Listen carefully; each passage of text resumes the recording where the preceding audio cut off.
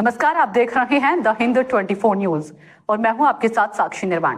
आइए नजर डालते हैं आज की कुछ खास खबरों पर। सूरत के पालनपुर गांव के पास स्थित सूडा आवास में रहने वाले लोग पिछले 3 वर्षों से गटर लाइन की गंभीर समस्या से जूझ रहे हैं।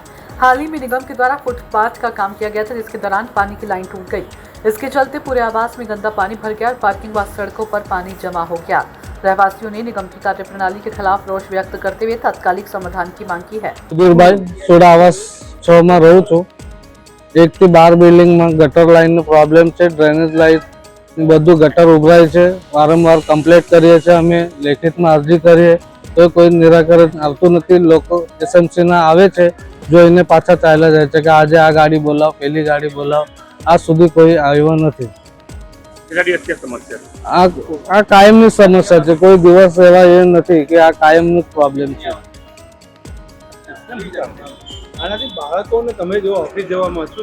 બાળકોને તકલીફ છે, રોગચાળો પસરે છે, મચ્છર ડ્રેનેજ મચ્છર થાય છે, મલેરિયા ડેન્ગ્યુ એવું રોગો પસરે છે।